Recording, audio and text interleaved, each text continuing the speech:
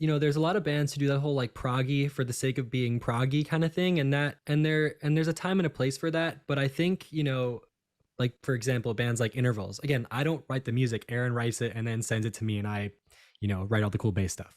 But so bands like Intervals, Polyphia, and even Animals as Leaders, I think a lot of it has to do with the songwriting and like composing the melodies. Because, if you dissect an Intervals tune, it's essentially just like kind of a song that you'll hear on the radio. It's got a main riff, a verse, a chorus, second, goes back to the riff, same. So it's a very, the songs are complex, in terms of, we add some really cool harmony and stuff like that. But the way I like to describe it to a lot of my students who want to talk about composition is that it's essentially just a pop song in disguise.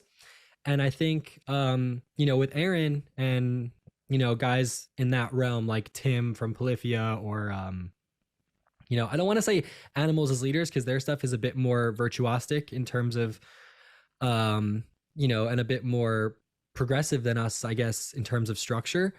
But yeah, I think Aaron does the job of serving the song well as like a vocalist would.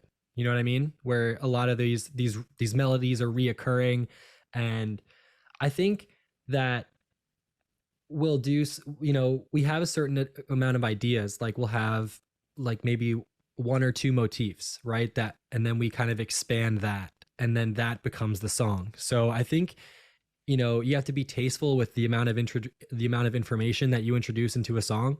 And, that way, you can disguise all these different ideas and motifs, but it's really not that much information going into a song. You don't want to overload the listener, because it's already, the music is complex enough itself. So I think that's why, I think a lot of that is why, this modern progressive music has, an appeal, is because it's not, a lot of it's not like super unheard of to, it's just like we're packaging it a bit differently.